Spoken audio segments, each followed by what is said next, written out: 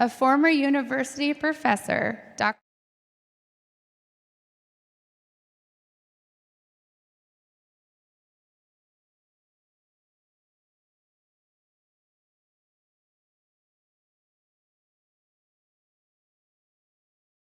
He is a proud graduate of the University of Tennessee, Temple University, and Shepherd University. When he is not helping others unlock their mental edge, he is spending.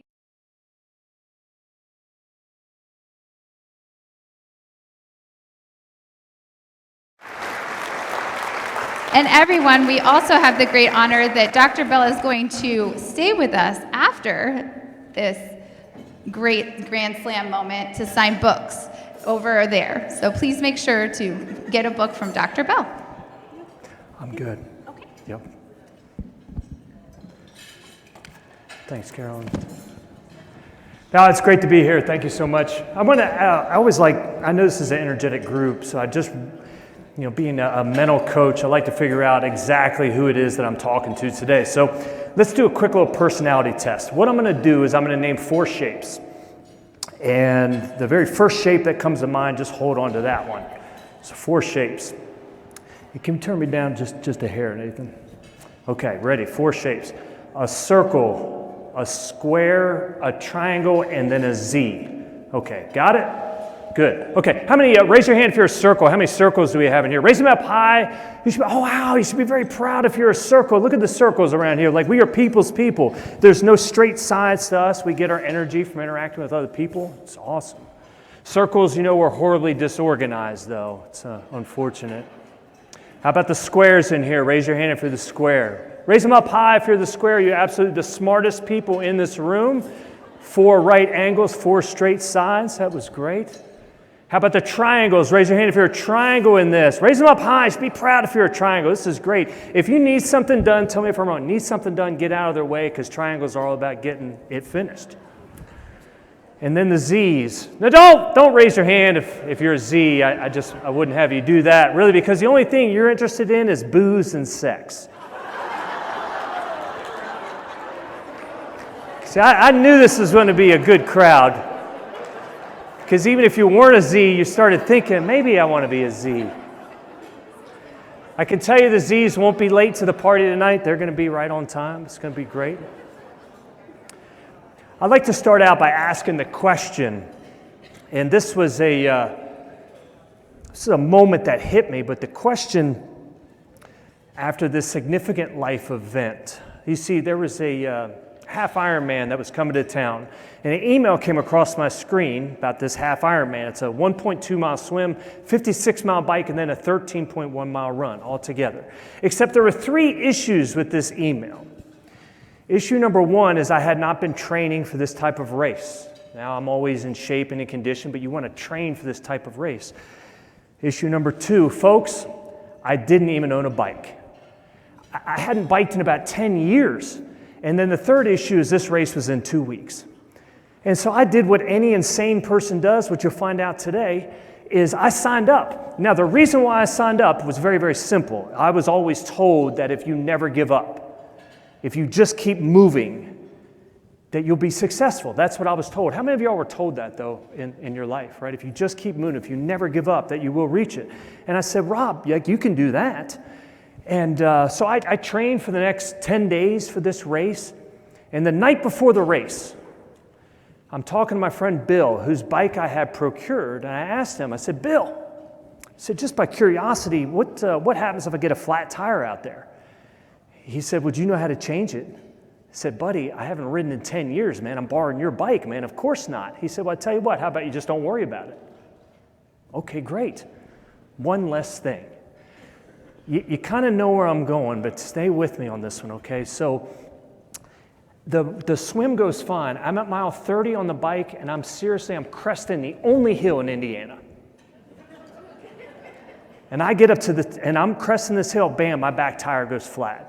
I get up to the top of this hill, I look, sure enough, I've got a flat tire. Now, it's just really difficult to just keep moving when you can't move. And now I'm like a 4-year-old kid. I get off my bike, I'm scrambling around. What am I possibly going to do? Racers are cresting the hill, they're taking off, and Boy Scouts are turning over in their grave about my lack of preparation. and the clock's still going. Just because you're having a bad day, the clock doesn't stop. So 7, 8 minutes pass, races are just taking off, and I'm reserved myself, Carolyn, I'm going to pick up my bike, carry it in, and as I'm thinking this, another racer pulls over in front of me and asks me, do you have anything to change your tire? And I said, I don't have anything.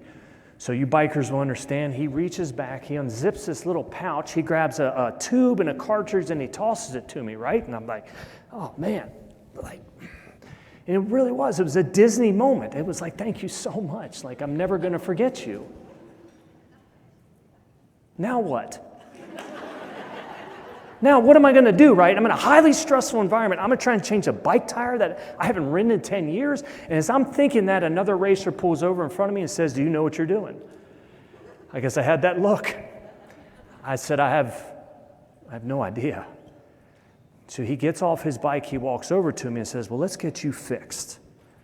So this other racer, mind you, stops his own race and changes my tire.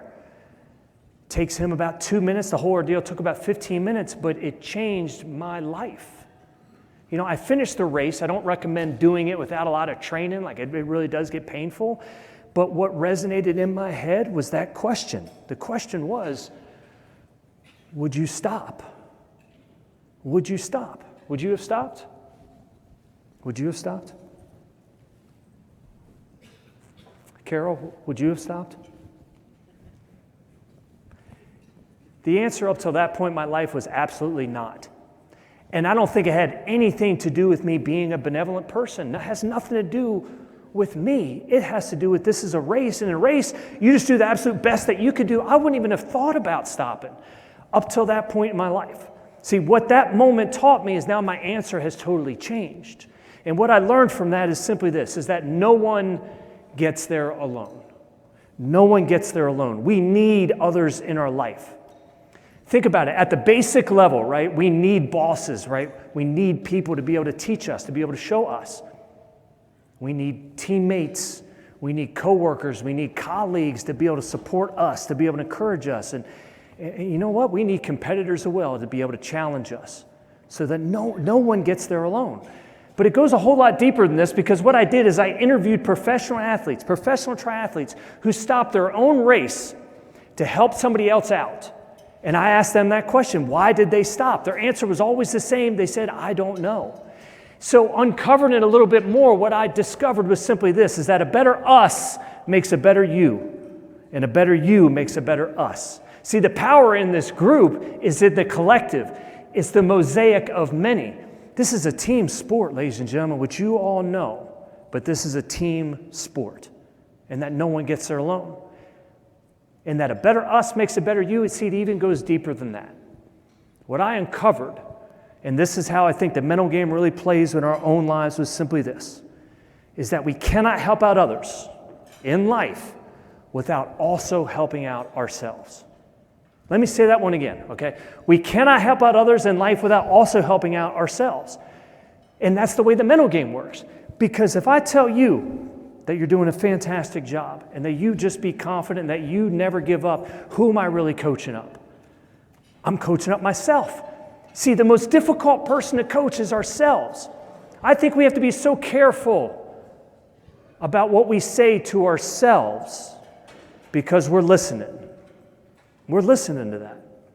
But we can't help out others without also helping out ourselves. And then think about, because the service that you're in, the industry that you're in, the lives that you touch, that you make such a difference in people's lives, think about like some volunteer work that you've just recently done. I would be willing to bet that you did not leave that opportunity saying, boy, those kids are so lucky I was here to help them. We say the opposite, right? We say they gave me more than I ever gave them. What did they give us, even though we donated our time, our expertise, our knowledge to try and help? We learn more from them. What? They gave us perspective. Boy, they gave us gratitude. They gave us an appreciation for our own problems that we would gladly have back. We cannot help out others without also helping out ourselves, and that's the way that the mental game simply works. All right, thank you all so much for having me. Hope you all have a great conference. No, I was just kidding. We cannot help out others without also helping out ourselves. And so when the full Ironman came, That was a 2.4 mile swim, a 112 mile bike, and then a marathon. I went into that whole race wondering, who is it that I'm going to be able to help? So at mile 80, when I saw that guy pulled over with a flat tire, I pulled over to help him. Now, I'm sure he wanted somebody else, right? Because I wasn't able to help. My bike changing tires still haven't improved that much, but he got me. We cannot help out others without also helping ourselves. That's the way that the mental game works. That's what I'm going to share with you today.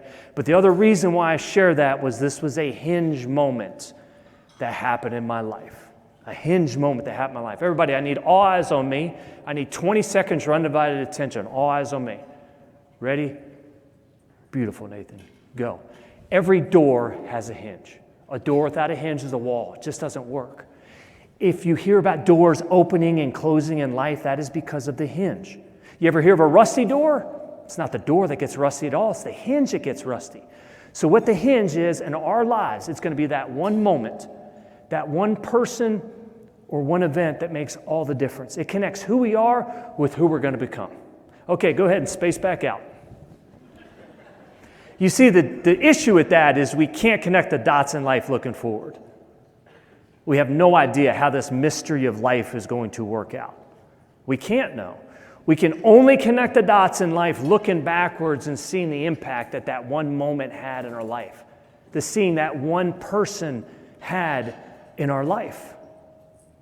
How does that pertain to mental toughness in the mental game? You see, if I ask you, tell me about your favorite coach, tell me about the teacher that made all the difference in your life, you can name it. Think about what have been some of these hinge moments in your life. How did you meet your partner, right? How did you meet your spouse? How did you end up at the career that you are? Small hinges are what open these big doors. We might not know the hinges that happen throughout our lives till weeks, months, years later, seeing the impact of it. If you look at any important game, it's one catch of the ball that turns the entire game around, right? One base hit to turn everything around. That's what we're getting ready for. The importance of it is simply this, is I don't care how bad somebody's situation is. I don't care how bleak an outcome looks or how bad they've messed up before. It only takes one. It only takes one person, one word of encouragement to turn everything around. That's what we're getting ready for. Now, when your moment hits, it's too late to prepare. Like, you have to be ready for the hinge moment. But if we start going through life thinking that, you know what, this person that I'm going to meet doesn't really matter, right? This meeting that I have, it doesn't really matter. The hinge is guaranteed not to connect that way. When your moment hits, it's too late to prepare. We got to be ready. And I share this with you. If you're thinking about what your hinge moments have been, and in the reflective piece, you can think about them.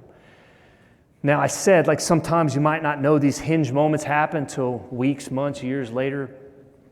Tragedies that happen in our life, unfortunately, tragedies, death of a loved one, cancer, a significant injury.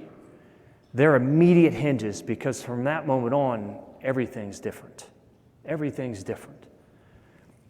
I went to a Division II school in West Virginia to play baseball. I show this picture of a bridge because it's the only picture of a bridge that I can show, but it wasn't the Golden Gate Bridge. But in West Virginia, when I go to play baseball, I didn't know if anybody can relate to this part. You see, my senior year in high school, I took this class called partying. Anybody? Z's, you can relate. So partying, I'm taking all the extra credit, like I'm showing up after class, like I'm getting an A+ in that. So I get to college, you're telling me I can have baseball, I can have partying, and no accountability? What could possibly go wrong? I show a picture of this bridge because, whenever I'm talking to my collegiate audiences, I tell them nothing good happens after midnight. It's true, nothing good really happens after midnight. So for some reason, we're partying after midnight, we're near this bridge. Near this bridge is a cliff, and I end up walking off an 80-foot cliff. I didn't jump, I wasn't pushed, I just had absolutely no idea where I was. I hit once, only at the bottom of this crevasse. I'm conscious during the whole time. I've got a broken back, a fractured back, I can wiggle my toes, a fractured arm, and a gaping head wound. They have to crane me up out of it and then take me to the hospital where my mom is a nurse, okay? No sympathy on me whatsoever, right? She's the oldest of 11 Catholic family. She knew where my path was headed. She's like, hey man, the train has to wreck. This happens on a Friday, ladies and gentlemen. I'm back to school on Monday. Like, I just want to come home, right? But now I'm back to school, and now I'm walking around that guy. We never want to be that guy, right? Oh my God, that's the guy right there that fell off the cliff. Can you believe that? Like, and now I'm that guy. And I go into Coach's office. Coach, I'm so sorry. Like, I messed up. He said, Rob, like, somebody was looking out for you. I said, I know, Coach, I appreciate that. He said, no, you don't understand. Like, God was looking out for you, but you're not going to be playing baseball here. So boom, Hinge moment. I didn't know about coming back. I know about resiliency. And the physical always heals faster than the emotional, right? The emotional stuck around. Like, I'm heading back to my hometown. Now I'm embarrassed. I'm ashamed. But this is what's interesting about life is our worst moments become our best moments. We've all had these cliff moments that happen in our lives, but our worst moment becomes our best moment. You see, it was through that tragedy that I made that commitment that said, man, if I ever get a second chance at life, I'm going to go all the way. I'm not going to blow it. And now you know the why about why I do all these crazy races. That's my why. I think your why has to make you cry. If it doesn't, it's not your why. It's not deep enough. But I also think the way that we connect with other people is through the vulnerability, through our tragedies, through the difficult parts that we've gone through in life. I knew I just had to make my test and make it my testimony. I had to take that mess and I had to turn it into a message. It was the only way. It was a Hinge moment that happened in our life, but I think we've all had these cliff moments. Another Hinge moment that happened in my life. You see, I'm caddying my very first event on the PGA Tour. And this is a 4-day tournament. We're at the second day of this tournament. And this golfer needed a caddy for the week. Now, I just have my sports psychology degree from the University of Tennessee, and now I'm caddying, and let me tell you, he's playing really well. He's in third place, but I thought, when I looked at that scoreboard, I really thought it said Bell, third place. Like, that's my viewpoint at the time. I was thinking, hey, I'm obviously the best sports psychologist that there is. This caddying is a piece of cake. We're going to cash a nice check, and Tiger Woods is calling me up right after this event, right? Like, let's go. Like, this is the best. So we come up on the 9th green. This is the second day of a tournament. The 9th green, we have 9 more holes to go just in the second day. And I kind of get caught up in the moment. He tosses me the ball, and I grab the ball, and I'm just cleaning the ball. And I'm cleaning the ball drops in the bag. I reach out, I grab the ball to him, like, here you go, pro, make that. Makes it. First place, Bell, first place, right? I'm just seeing it. And now we go on to the 10th tee box. And it was a feeling of dread that overcame me because I asked him, I said, Gary, that was a Callaway 2, right? With the blue circle around it. He wants to know why I'm asking him. He looks and it's a Callaway 4 with a little blue circle around it. See, in my haste and think I was the best ever, I handed him the wrong ball. The rules of golf are very specific. You have to start and end each hole with the same ball. At the end of the hole, you can do anything you want with it. Rules of golf also say you need to call all penalties on yourself. We called the rules official over, and this is one of these examples where I was like, do we really need to tell him what happened? Because it really didn't impact it. 2-shot penalty. Now, let me tell you, okay, since this is the baseball theme, I've had balls that have gone through my legs before, and I've lost a baseball game. And I never felt as small as I did in that moment. You see, the thoughts about how I was the best ever turned just like that. Now it was like, how could you be so stupid, Rob? Like, how could you make such a mistake? He's going to fire you. Why don't you set the bag down now? The parking lot's right there. Why don't you just go kill yourself? Because it couldn't get any worse than this. That's where my mental game was, folks, at that point. But he doesn't fire me. He doesn't say anything to me either. And now I'm carrying this really heavy bag. Now, we go in the next tee box, still doesn't say anything to me. He only says something to me on the 13th tee box. And he looks at me and says, Rob, he says, look, man, either you can't do this mental game stuff or you don't believe it, but I need you. I need you, man. And I remember saying, like, okay, like, I can do this, right? I can act as if I was confident and self-assured, and I can do that. But the power that it taught me, that Hinge moment there, as painful as that was, what that taught me was what I think we all need to do, and that's respond, don't react. Respond, don't react. When we react, it's going to be incorrect. When we react, it's full of emotion. If I react, if my daughter spills something, I react, it's going to be incorrect. If somebody cuts me off in traffic and I react, it's going to be incorrect. Respond, though. If you think of like a nuclear reactor, that's somebody just ready to go off. But if we can respond, a first responder, that's somebody trained to handle the situation. That's what your role is. You're cool, calm, and collected when it comes to any type of environment that you're able to help navigate people through. And that's the way I think the mental game really works, is we need to respond, don't react. Now, let's just do a quick little recap just so we're on the same page here. Okay, who is it that's talking to you today? All right, he can't change bike tires. He falls off 80-foot cliffs.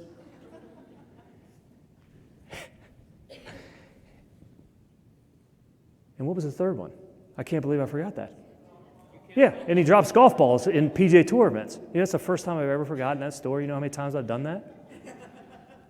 You know why I share that one? Because, folks, it's not about the setback, it's about the comeback.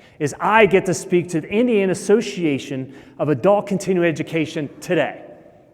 Boy, I was waiting for that ruckus applause on that one. Where's it? Let me say that again. I get to speak to the IAACE today. That's all we get? There we go. Look, it's not about the setback, it's about the comeback. Think about it. I need some help on this one, okay? It's not about the setback, it's about the comeback. Hey, Region 12, where are you here, man? I need to hear Region 12. Region 2, I know you're boisterous and loud. Where's Region 2?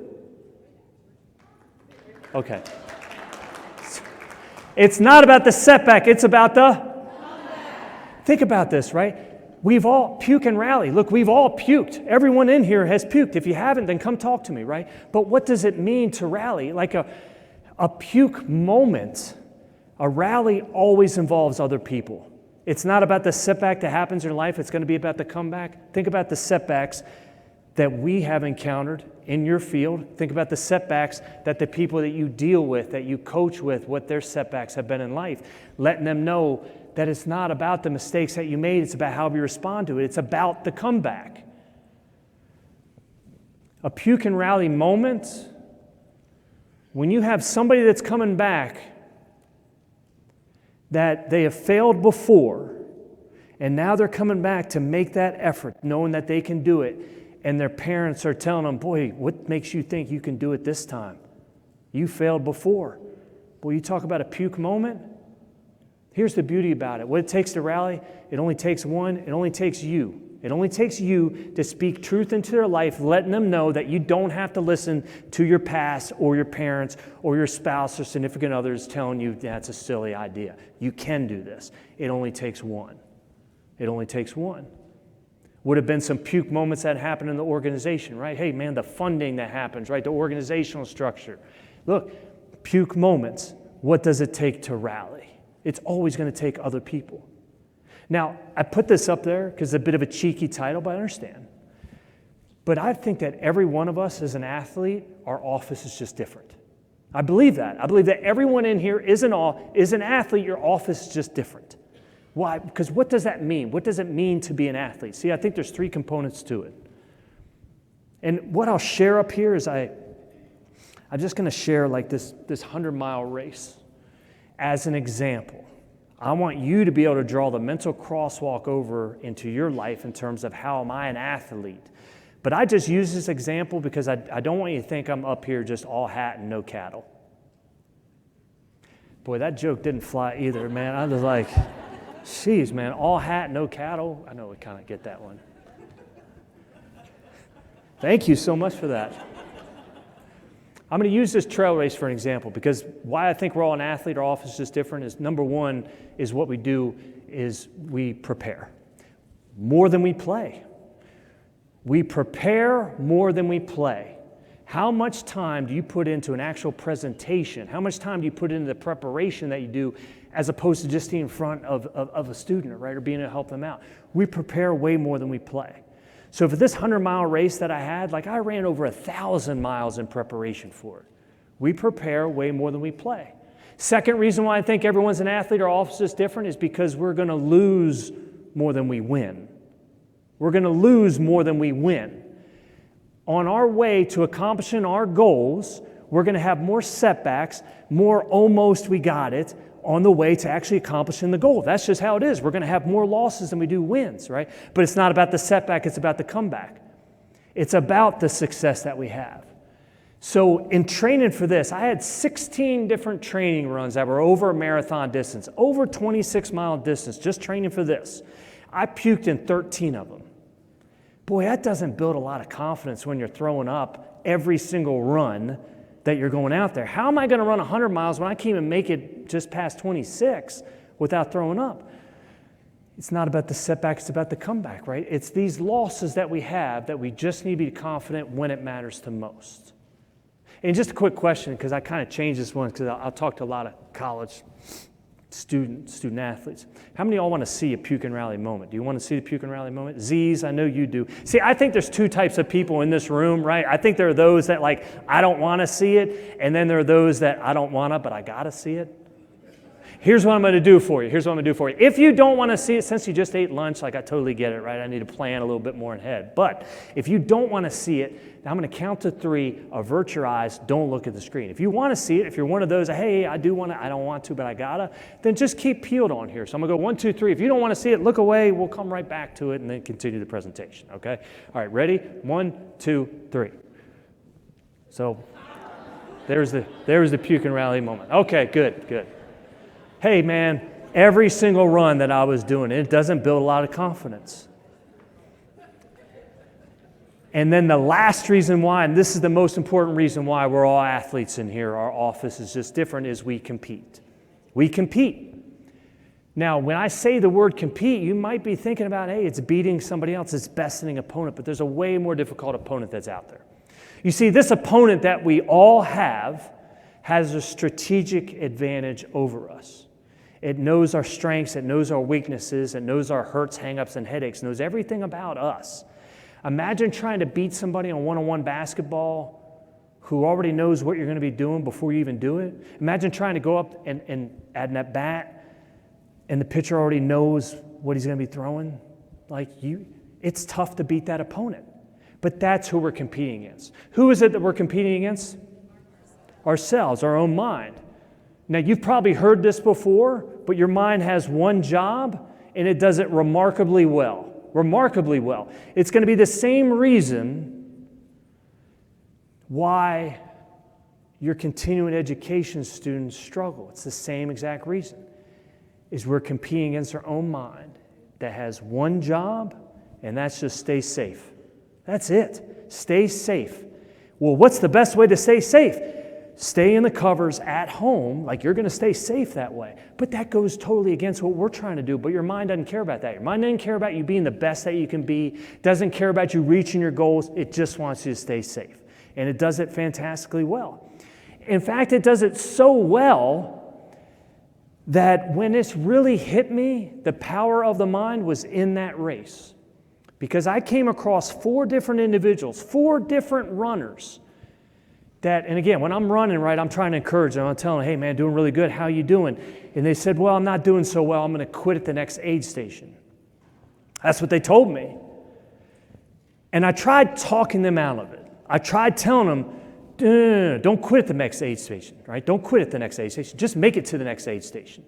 Just make it to the next aid station. You see, in life, we just have to make it to the aid station.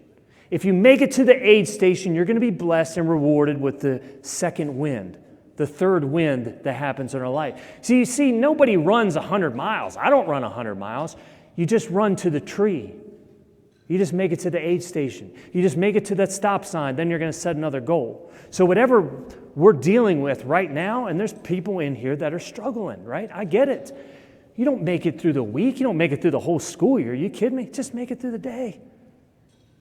Just make it to lunch, reset, and then we get blessed with that. But too often the picture gets too big, and now 4 different people I encountered on that run, and they all told me they were quitting. You know how powerful the mind is? When they're telling me they're quitting, I thought it was a good idea. I really did. I said, boy, you know what? Yeah, maybe you're right. Maybe we just quit, right? It'd be a whole lot better. Now, I never got to see them afterwards. I never got to talk to them after the race about their mentality. But see, I bet their mentality going into that race was, we're going to see how it goes. We're going to see how it goes. And if it goes well, then we're going to stay in it. But in a 100-mile run, like, it's a lifetime just condensed into one day. We are all running our own 100-mile race. We're all running our own 100-mile race. But my mentality heading into that race, see, was totally different. You see, what I did is I simply sat my kids down and my wife, and I told them, I said, look, now, Daddy's going to die. Or he's finishing this race. Like, there is no other option for me. Now, am I saying that's the best mentality? No, not really, but I just know what works for me, because if we give ourselves an out, we're going to take it every time. If you give yourself that out, you're going to take it every time. Every single time, because that's what your mind wants to do. Just stay safe. Best way to stay safe, man. Don't just drop. It's going to be safe.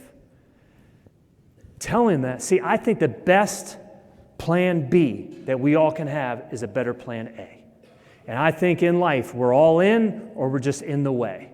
Let me say that one again. I think in life, we're all in or we're just in the way. If you have doubts about what you're doing in your career, making an impact then, right? If you have doubts about that, you need to get your why straight, or it gets too difficult, because you're always going to be looking for that out.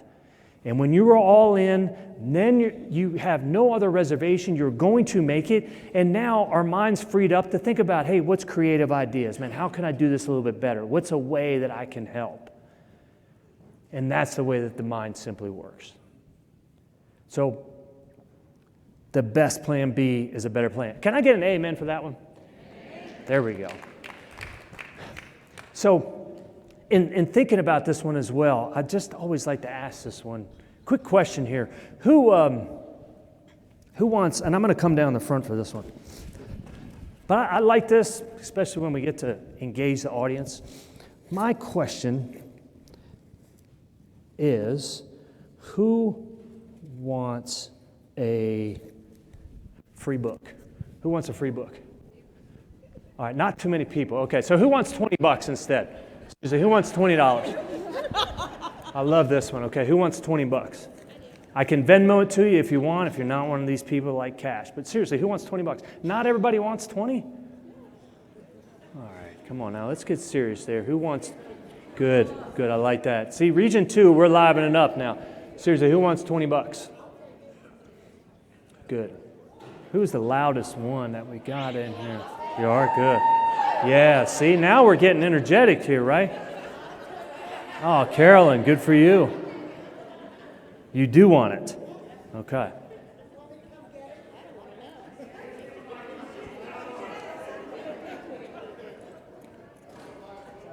Well, you got to get it. All right, give her a round of applause, everybody. Hold on a second. Hold on.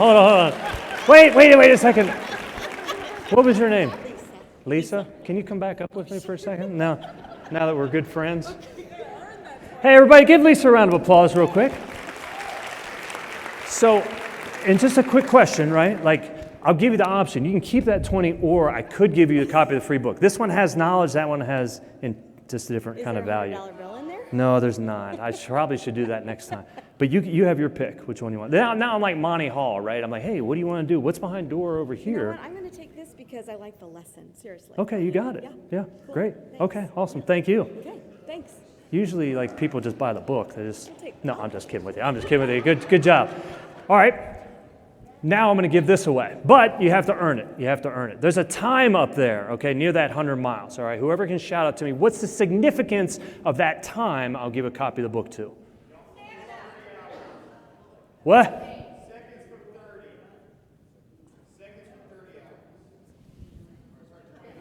30. Come on up here.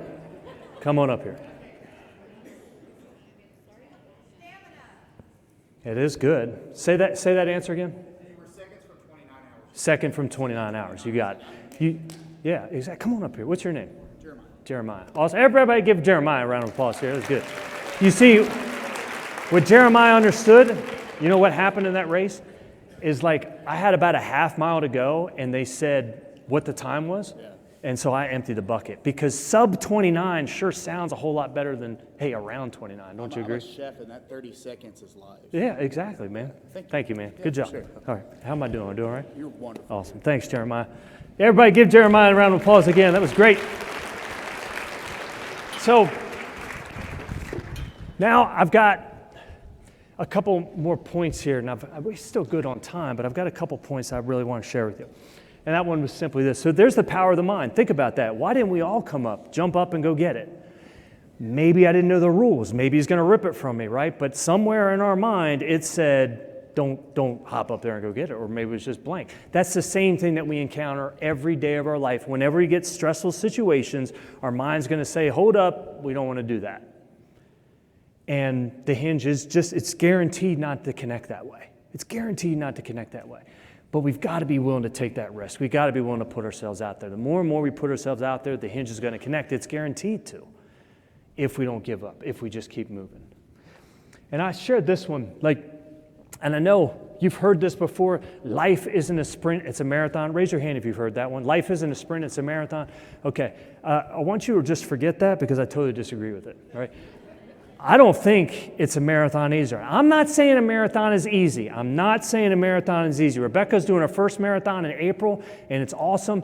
I'm not saying it's easy. A marathon is hard. What I am saying is that it's a whole lot harder than that. What we are doing, what you're doing in your life, it's a whole lot harder than that. It's like a 100-mile trail race where bad stuff is going to happen. It's how we deal, handle, and cope with the struggle, the adversity, and the setbacks. That's all mental toughness is. How do we deal, handle, and cope with it? How do we deal with it, right? How do we cope with it? And how do we handle the setbacks that are going to happen? That's all mental toughness is. And so when I say, look, it's not a marathon either, you know, the reason why I wrote that book, Can't Wait to Be Patient, was I had 8 miles left in a particular training run.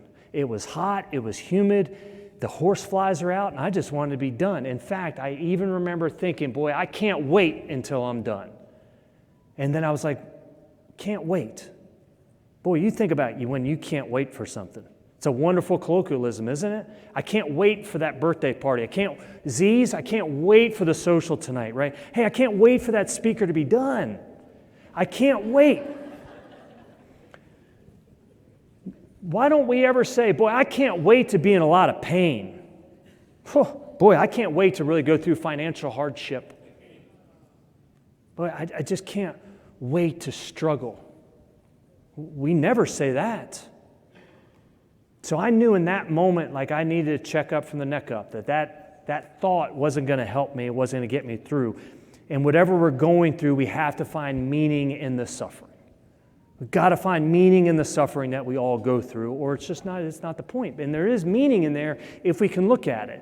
So I knew at that point, I remember reminding myself with 8 miles left, that every workout ends. No matter how hard it is, every workout ends, every run ends, every difficult period that you're going through your life ends. You know what that's akin to? The powerful saying that my wife has tattooed on her wrist right here. That is, this too shall pass. This too shall pass. Boy, think about that. That's a powerful one, right? She's got to live with me. She's got to look at that every single day saying, like, this is okay. This too shall pass. But if you ever think about this too shall pass, we say it as a way to deal, handle, and cope with the struggles that we're going through. And it's powerful, and it is absolutely true. But did you ever think about why that is true? Because it's not rooted in the bad times at all. This too shall pass is true because the good times don't last. Let me say that one again. This too shall pass is true because the good times don't last. No matter how great that birthday party is, no matter how wonderful that championship was or that game, right? No matter how great that speaker was, it's going to end. And something else is going to take its place. Now, I'm always like, I want the good times to last a little bit longer, right? That's my mentality. Look, I'm falling off cliffs, right? Like, hey, but it's proof. That's the proof that no matter what struggle that we're going through in life right now, because the good times don't last, that means that the bad times can't last. That's the proof. And that's the part that really came through me on that. It's like, this too shall pass. And whatever we're struggling with, we just have to keep remind ourselves of that. And that means what I think then when things are good and going well, make sure we're celebrating. Make sure we're recognizing the other people that are close to us, right? Because the more and more we celebrate, that too shall pass. Now, I don't recommend going to the birthday party saying, hey, don't worry about this too shall pass, sort of thing. It doesn't go over well, but you get the point, right? And I've got one more point I want to share here. You see, there was we know this story from the Bible, and that was the Good Samaritan story. And the story was that this old Jewish man was on the side of the road, and the Samaritans and the Jews hated each other. And everyone passes this old man on the side of the road, but the Samaritan is the person that stops, takes this old man in, nurses him back to health, and hence the Good Samaritan. So what some researchers did in the 70s is they wanted to actually test this story out. Did this story hold water? Was it true? So what the researchers did is they went to a seminary school, very, very homogeneous group. And they put them into two different groups. Group number one is they put them in a group that they were primed to be thinking about the Good Samaritan. So what they were going to do is they were going to read on the Good Samaritan, they were going to walk across campus, and then they were going to present the Good Samaritan. The research question walking across campus was, would they stop? The other group, they were told you were going to read on what life is like in the seminary, then they were going to walk across campus, they were going to present on what life was like in the seminary. So what did the results show? You see, they threw a little wrinkle into the study, though.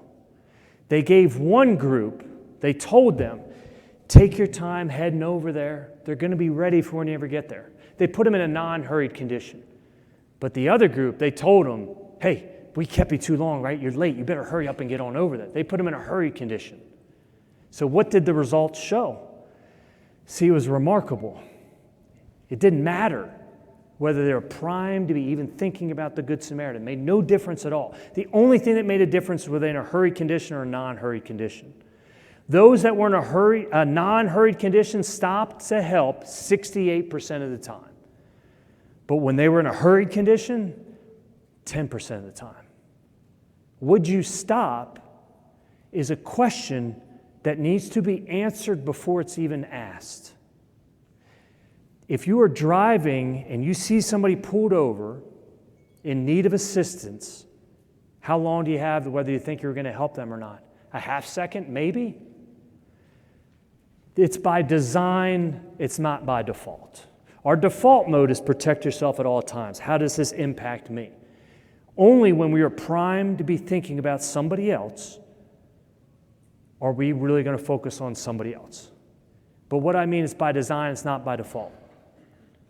The more and more that you encourage somebody else, the more and more that you tell somebody that you believe in them, who are you really helping out? You're helping yourself out at the same time. By design, it's not by default. See, we want to protect ourselves at all times when we just have to know that the more and more that you, and that's why Arthur Ashe is my favorite athlete of all time, because Arthur Ashe said the most selfish thing that you can do is to focus on somebody else. If you focus on somebody else, you're helping yourself out at the same time. Now, I do a lot of these talks, and I do not want you thinking and leaving here because you're one of the people that gives so much of yourself that you have nothing left of yourself. I'm not saying that at all. Because if you give so much of yourself that you have nothing left for yourself, then that's just a doormat, and your cup has to be full. We cannot pour from an empty cup. You have to have the self-care. I always say this, hey, best way to self-care, first hour of the day should be yours. First hour of the day. And if it isn't, let's just wake up a little earlier. Right? But the first hour of the day, it sets the rudder for the rest, right? Is that where your quiet time comes? Is that where your exercise comes? But you have to be okay, because if you're not going to be okay at some point, then we can't be pouring into other people. But the way that you're going to make an impact in other people's lives, your coworkers, your colleagues, right, and the people that you impact, is encouragement and letting them know that they can do it. Now, we're in Indiana. This is the basketball state, right? In all 49 states, it's basketball, but in Indiana, it's something different. I didn't know if you could kind of catch the head fake that I was doing, right? That's the basketball move, right? What was the head fake? What was the curveball that I threw at you? You see, I asked you to be thinking about your Hinge moments. You're thinking about, hey, maybe that one coach, maybe that one person made a difference, maybe that one opportunity. What I challenge you with is, can you be the hinge for somebody else? I know you already are, and that's the part that I want to share with you. You are the most important person in somebody else's life. Right now, without doing anything else, you are the most important person in somebody else's life, that they're looking at you and saying, boy, if it wasn't for Caroline, if it wasn't for Laura, if it wasn't for Marilyn, you make such a difference in people's lives. But the issue is kind of what Gandhi said, right? He said, look, what we're doing is you're planting trees that you're never going to see. You don't know the impact of telling somebody that you believe in them, that you can do it. We're not going to know it. But since you're planting trees that you're never going to see, that shade other people are going to enjoy.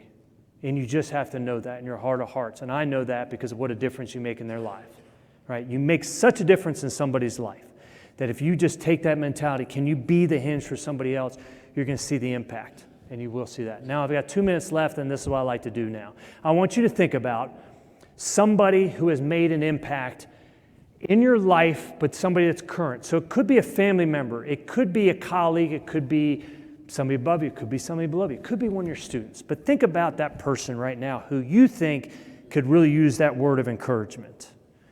And if we have that person, put them in your mind. Now what I want you to think about is if you were to say something to them for 15 seconds, what message would you say to them? What word of encouragement for 15 seconds would you say to them? Everybody got one? Z's, you still with me? You got a 15-second message. Let's use this as an opportunity. Now, here's what I'm going to do.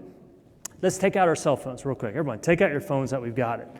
And then you put it to the video part. Now, I am going to do this just to model the behavior, right? I'm going to do this. And now I'm thinking in my head, who's I'm going to do? See, if I do my kids, it's going to be a little bit too easy. All right, I got somebody. Now, what I'm going to do is I'm going to do a 15-second message. How about this if when I start, maybe we could all clap so it's not so silent and then awkward that the only person I'm doing is on this one? All right. I'm going to do this one. So I'll just point, and then we just like clap, make some noise. It doesn't matter. I'm just going to speak it into this, okay? All right, ready? Go. Hey, man, just wanted to send you the message, just letting you know like how thankful I am that you made a difference in my life, and just so thankful for the encouragement that you pour into others, man. Thank you. All right, great. Easy, right? Now, let's do this. Because now just focus on what you're doing. Don't worry about anybody else. But think about what's the 15-second message that you want to give. Let's take out the phones. We're all going to do it at the same time. 15 seconds. Doesn't have to be perfect. Let's not let perfect get in the way of progress here. What's the message you want to say? Everybody got it? Take out the phones. We'll all do it at the same time. And that way, people have no idea like what's going on. Ready? 15-second, 20-second message. Go.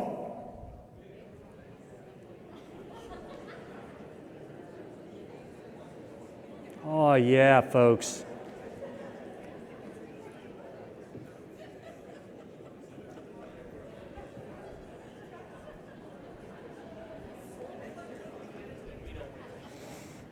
We got them?